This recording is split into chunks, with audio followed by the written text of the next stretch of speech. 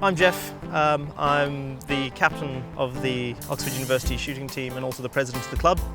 So I've got Guillaume on my right-hand side and Gustavo on my left-hand side, both of whom are postgraduate students at the university, and they're two of our good team members. So today's just some basic practice. We're doing 100 bird sporting each, try and get ourselves up to keep ourselves in shape during the summer period now, where we're not really shooting as often because, as I say, undergrads are missing and everything else, so it's just the team practicing. So the official schedule is once a week. Saturday mornings and afternoons are usually the plan. We tend to get between sort of 10 to 20 regular shooters coming out every week, but numbers go up depending on the time of year to sort of, mid-30s, something like that. It means a lot of backwards and forwards driving for us, but it's quite a good day out. And then there's sort of team training at very random intervals during the week as well. We basically ferry people around in groups of 4 and 5, back and forth between Oxford City and one of the shooting grounds we go to. They all tend to be within sort of half an hour. Obviously we're at the Oxford Gun Company today, which is one of our favourite grounds. We also spend time at the Oxfordshire Shooting School, occasionally go up to Edge Hill and Banbury, but we compete as far afield as Newcastle, Edinburgh, places like that. So I'm a PhD student and so is Guillaume. I'm doing clinical neurology. Guillaume, I think, is in material science. I should probably change that. Yes. And Gustavo is an MBA, which means he earns much more than us. Not quite yet, but we'll get there. I'd say we've probably got a 60-40 split at the moment, undergrad and postgrad. One of the reasons you don't see them so much at the moment is because it's exam season for them, whereas for us it's not a big problem.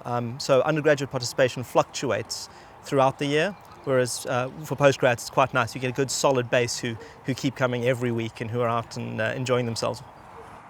Well,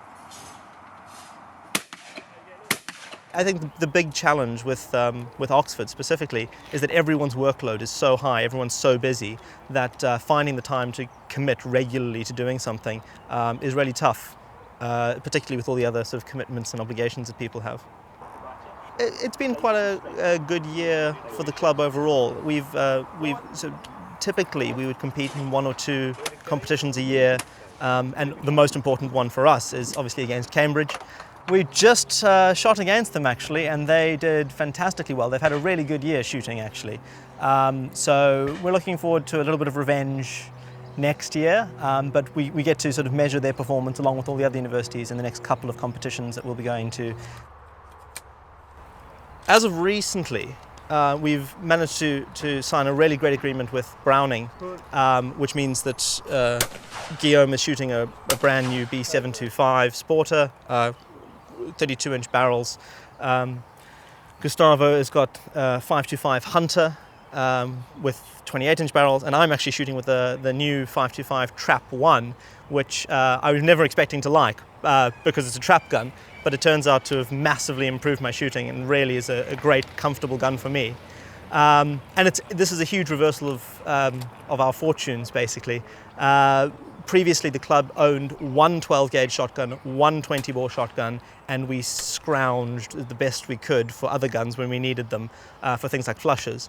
And this new deal with Browning means that we are now able to compete, I think, at a much better level than we have been in the past, because it means that individual shooters can find guns that work for them. And we just have more of them available, so we can shoot more often without putting so much wear and tear on one gun that we're all sort of committed to sharing. It was quite easy to see that we can shoot above where we currently are in things like league tables.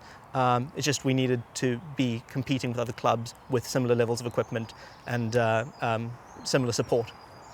We've got 5 guns from them at the moment. We keep those for 1 year. As you can see, we're also wearing Browning's new Masters jackets, which are sort of quite a nice change for us as well.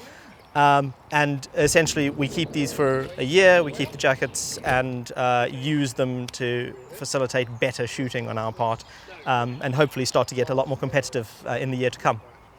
The exam period has really kind of taken a bit of a toll. A few of us are out of practice and need to work on getting some basics back into play. Proper stance, proper mounting, rapid acquisition of targets, not wasting any energy or movement, and picking up between one target and the other. You have to get nice and low on the first one. Trying to shoot it when it's still so far away.